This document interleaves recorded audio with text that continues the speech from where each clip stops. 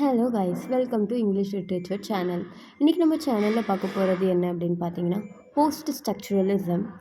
So இன்றைக்கி நம்ம வீடியோவில் போஸ்ட் ஸ்ட்ரக்சரலிசமில் இருக்க தியரிஸ்ட், கான்செப்ட்ஸ் அண்ட் ஒர்க்ஸ் எல்லாமே நம்ம பார்க்க போகிறோம். ஸோ லாஸ்ட் வீடியோவில் நம்ம ஸ்ட்ரக்சரலிசம் பார்த்துருக்கோம்.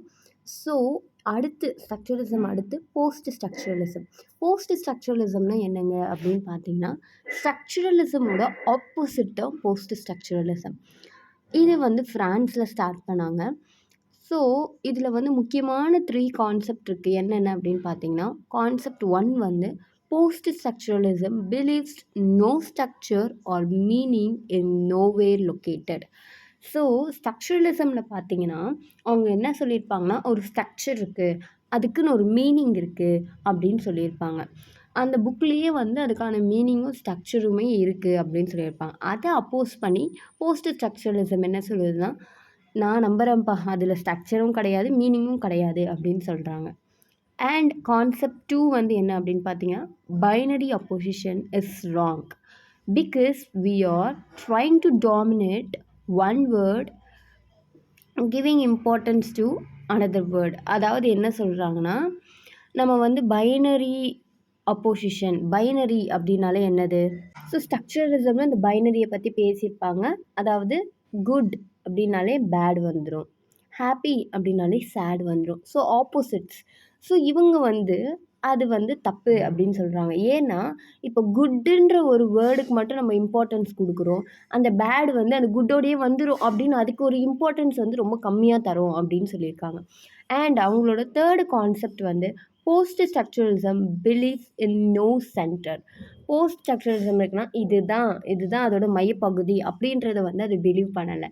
ஒரு புக்கில் மீனிங் நிறைய டிஃப்ரெண்ட்டாக இருக்கும், நிறைய டிஃப்ரெண்ட் இருக்கும்.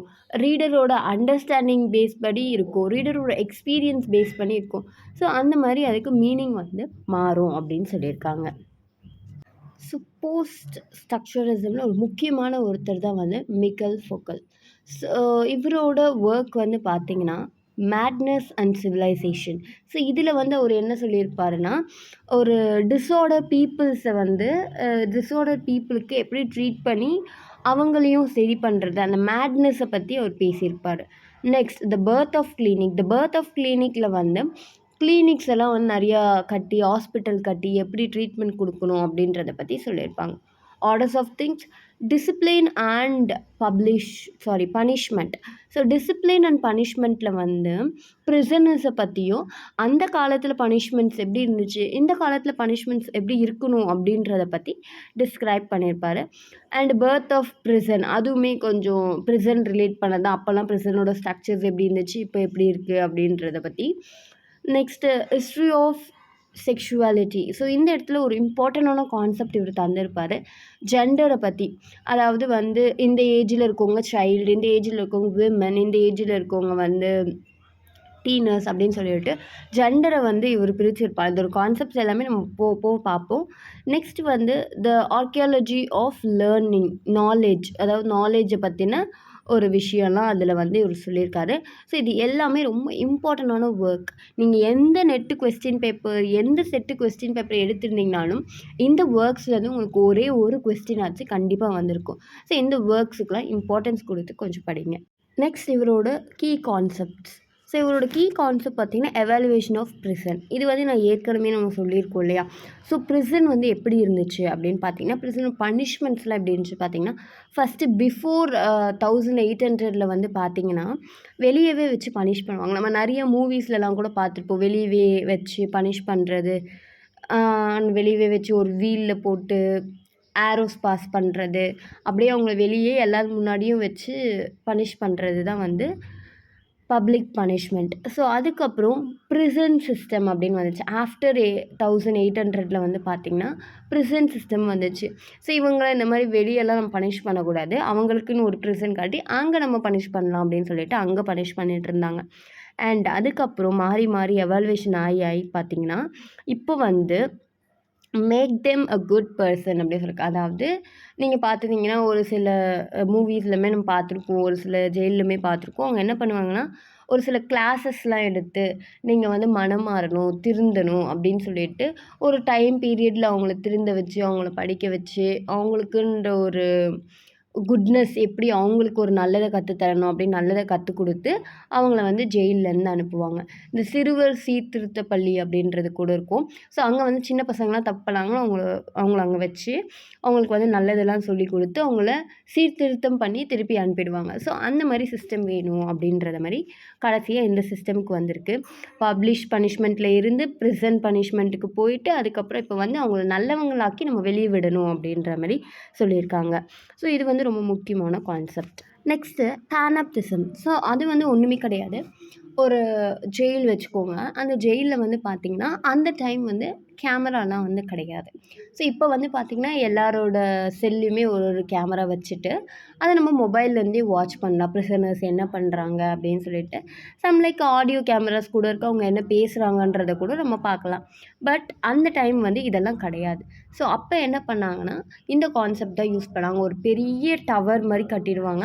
ஸோ அந்த டவரில் வந்து ஒரு 2, 3 போலீஸை வந்து அப்பாயிண்ட் பண்ணிடுவாங்க. அவங்க வந்து கீப் ஆன் அவங்கள என்ன பண்ணிகிட்ருப்பாங்கன்னா வாட்ச் பண்ணிகிட்டே இருப்பாங்க, அப்சர்வ் பண்ணிகிட்டே இருப்பாங்க. ஸோ அந்த டவர் வந்து எப்படி இருக்கும்னா எல்லா செல்லுமே பார்க்க முடிகிற மாதிரி, அந்த எல்லா ஜெயிலுமே பார்க்க முடிகிற மாதிரி ஒரு செட்டப்பில் வந்து வச்சுருப்பாங்க. ஸோ அந்த டவர் வந்து ரொம்ப ஹைட்டாக இருக்கும். அங்கே வந்து ஒரு 4, 5 பேர் வந்து அப்பாயிண்ட் பண்ணியிருப்பாங்க. நீங்கள் நினச்சிக்கலாம் ஒரு லைட் ஹவுஸ் மாதிரி கூட ஒரு இமேஜின் பண்ணிக்கலாம். ஸோ அது சென்டராக இருக்கும். சுற்றி வந்து பில்டிங்ஸ் இருக்கும். அதாவது ஜெயில், செல் எல்லாமே இருக்கும். ஸோ இவங்க இங்கேருந்து கிளியராக வந்து வாட்ச் பண்ணலாம் ப்ரிசனர்ஸை. ஸோ லைக் கேமரா அப்படின்னு சொல்லலாம். அந்த டைம் கேமரா இல்லாதனால இவங்க வந்து இந்த ஒரு கான்செப்டை வந்து மெயின்டைன் பண்ணிகிட்டு இருந்தாங்க. நெக்ஸ்ட் வந்து பார்த்திங்கன்னா அந்த செக்ஷுவல் பவர், அதாவது children, women, married couple, homosexual அப்படின்னு சொல்லிட்டு அந்தந்த ஏஜுக்கு அந்தந்த பிஹேவியர்ஸ்க்கு ஏற்றாப்பால இவர் வந்து பிரித்து வச்சுருக்காரு. ஸோ அடுத்து வந்து பார்த்திங்கன்னா டிஸ்கோர்ஸு. இதில் வந்து பார்த்திங்கன்னா ஒரு எதை பற்றி சொல்லியிருப்பார் அப்படின்னு பார்த்தீங்கன்னா டெய்லி ஆக்டிவிட்டீஸ். நம்ம டெய்லி எப்படி பேசுகிறோம், டெய்லி என்ன எழுதுகிறோம். ஸோ டெய்லி பேசுகிறதும் நம்ம அஃபிஷியலாக பேசுகிறதுக்கும் டிஃப்ரென்ஸ் இருக்கும் இல்லையா? அதை பற்றி வந்து இந்த டிஸ்க்ளோஷரில் வந்து நம்ம பேசியிருப்பாங்க. And then power of knowledge. இந்த பவர் ஆஃப் நாலேஜில் வந்து என்ன சொல்லியிருப்பாங்க அப்படின்னு பார்த்தீங்கன்னா ஹிஸ்ட்ரியை பற்றி நம்ம படிச்சுக்கணும். ஹிஸ்ட்ரியோட பாஸ்ட்டை பற்றி நம்ம படித்தா தான் நமக்கு வந்து நிறையா லேர்னிங் நாலேஜ் வந்து கிடைக்கும். ஒரு விஷயத்தை வந்து நம்ம வந்து சிம்பிளாக இன்னையிலேருந்து படிக்க முடியாது.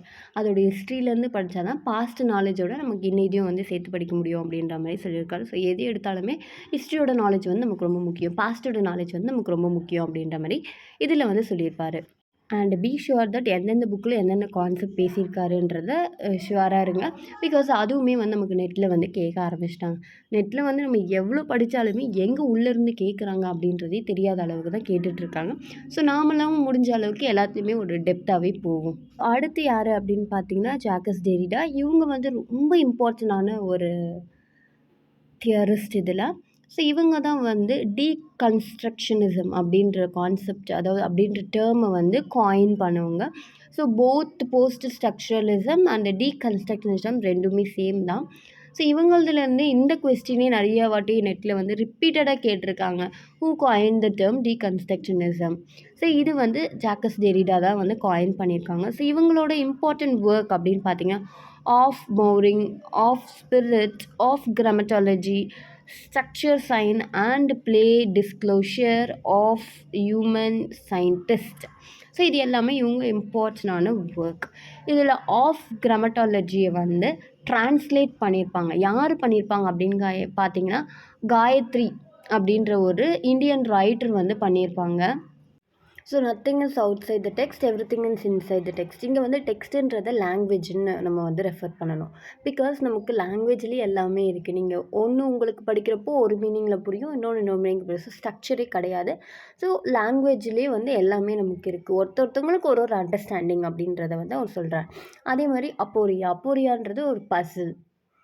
அண்ட் லோகோசென்ட்ரிசமில் வந்து ரைட்டிங் அண்ட் ரீடிங் இருக்கும். So writing and speech. What is writing and speech அப்படின்னு பார்த்தீங்கன்னா ஒரு ஸ்பீச்சாக, இப்போ நான் வந்து ஒரு ஸ்பீச்சாக ஒன்று சொல்கிறப்போ உங்களுக்கு வந்து ஒரு பாதி உண்மை இருக்கும் அப்படின்றது நம்மளோட நம்பிக்கை. இதே ஒரு ரைட்டிங்காக இருக்கிறப்போ அந்த பாதி கூட இருக்காது. அந்த ஆப்சன்ஸ் ஆஃப் ஸ்பீக்கர் அங்கே இருக்கிறதுனால வந்து ஒரு பாதி உண்மை கூட இருக்காது அப்படின்ற மாதிரி சொல்லியிருப்பாங்க. ஸோ இவங்களோட மோரல்லெஸ் கான்செப்டில் அவங்க என்ன சொல்லியிருப்பாங்கன்னா, ஒரு ஸ்ட்ரக்சர்டு மீனிங் கிடையாது. ஒருத்தவங்களுக்கு ஒரு மீனிங் இருக்கும். ஒரு மீனிங் வந்து பார்த்திங்கன்னா எப்பவுமே கீப் ஆன் ப்ராசஸிங்காக இருக்கிறது, பீயிங்காக இருக்கிறது. ஸோ அது வந்து ப்ராசஸிங் ஆகிட்டே தான் இருக்குமே காண்டி அதுக்கு இவ்வளோ தான் அப்படின்னு சொல்லிட்டு நம்ம ஒரு எண்டு பாயிண்ட் கொடுக்க முடியாது அப்படின்னு சொல்கிறாங்க. ஸோ இவங்களோட ஒர்க்ஸ் அண்ட் கான்செப்டை வந்து கொஞ்சமே நீங்கள் இன்னும் இன்டெப்த்தாக பார்த்துக்கிட்டிங்கன்னா உங்களுக்கு வந்து நெட் பாயிண்ட் ஆஃப் வியூவில் வந்து ரொம்ப யூஸ்ஃபுல்லாக இருக்கும். ஸோ இந்த கான்செப்ட்ஸ் எல்லாமே வந்து ரொம்ப இம்பார்ட்டண்டான ஒன்று. இவங்களோட புக்ஸே எல்லாமே புக்ஸோட நேம் எல்லாமே ரொம்ப முக்கியமான ஒன்று தான். ஸோ சிக்னிஃபைடு மீனிங்கை வந்து நம்ம என்றைக்குமே அண்டர்ஸ்டாண்ட் பண்ணிக்க முடியாது. அது ஒரு இன்ஃபினிட்டி. நீ ஒரு வேர்டு சொன்னேன்னா அதுக்கு எனக்கு நிறைய தோணும், நான் ஒரு வேர்டு சொன்னால் உனக்கு நிறைய தோணும். ஸோ 2 பேருதுமே சிமிலாரிட்டியாக வந்து இருக்கிறது வந்து ரொம்ப ரேரு. அது வந்து அவங்கள அண்டர்ஸ்டாண்டிங்கை பொறுத்தும் அவங்களோட திங்கிங்கை பொறுத்து தான் அது. So nothing is in structure அப்படின்னு சொல்கிறாங்க. நெக்ஸ்ட்டு பால் டி மேன். இவர் வந்து பார்த்திங்கன்னா டெரிடாவோட ஸ்டூடெண்ட், டிசைப்பிள். ஸோ இவரோட இம்பார்ட்டண்டான work Allegories of Reading, Blindness and Insight, Rhetoric and Romanticism. இதில் blindness and insight வந்து ரொம்ப இம்பார்ட்டண்டான ஒரு ஒர்க். இவரோட இம்பார்ட்டன்ட் கான்செப்ட்னு பார்த்தீங்கன்னா ட்ரூப்ஸில் அவர் என்ன பேசியிருப்பார் அப்படின்னு பார்த்தீங்கன்னா, அது ஒரு ஃபிகர் ஆஃப் ஸ்பீச். அந்த ஃபிகர் ஆஃப் ஸ்பீச் வந்து எப்படி யூஸ்ஃபுல்லாக இருக்குது, ஹெல்ப்ஃபுல்லாக இருக்குது அப்படின்னு சொல்கிறோம். எந்த ஒரு விஷயத்தையுமே நம்மளால் டேரெக்டாக ஒரு சில விஷயத்த சொல்ல முடியாது. ஸோ அதிலெல்லாம் நம்ம ஃபிகர் ஆஃப் ஸ்பீச்சை யூஸ் பண்ணி நம்ம வந்து பேசிக்கலாம், எக்ஸ்பிளைன் பண்ணிக்கலாம். ஸோ ஸ்ட்ரெயிட் ஃபார்வர்டாக எக்ஸ்பிளைன் பண்ண முடியலனாலுமே நம்ம இந்த ஃபிகர் ஆஃப் ஸ்பீச் வச்சு எக்ஸ்பிளைன் பண்ணிக்கலாம். ஸோ அவன் வந்து ஹெல்ப்பே பண்ண மாட்டான் அப்படின்ற ஒரு பர்சனை வந்து சச் அ ஸ்டோன் ஃபெலோ அப்படின்னு நம்ம சொல்லிக்கலாம். கல் மாதிரி அவன் எதுக்குமே யாருக்கும் ஹெல்ப் பண்ண மாட்டான் அப்படின்ற மாதிரி நம்ம வந்து ஃபிகர் ஆஃப் ஸ்பீச்சில் வந்து நம்ம ஸ்ட்ரெயிட் ஃபார்வர்டாக பேசாட்டியுமே இன்டைரக்டாக நம்ம வந்து பேசிக்கலாம். ஸோ ஃபிகர் ஆஃப் ஸ்பீச் வந்து ஒரு இம்பார்ட்டண்டான ஒரு விஷயம் அப்படின்ற மாதிரி இவர் சொல்லியிருக்கார். அடுத்து யார் இருக்கா அப்படின்னு பார்த்தீங்கன்னா ஜேஹெச் மில்லர்.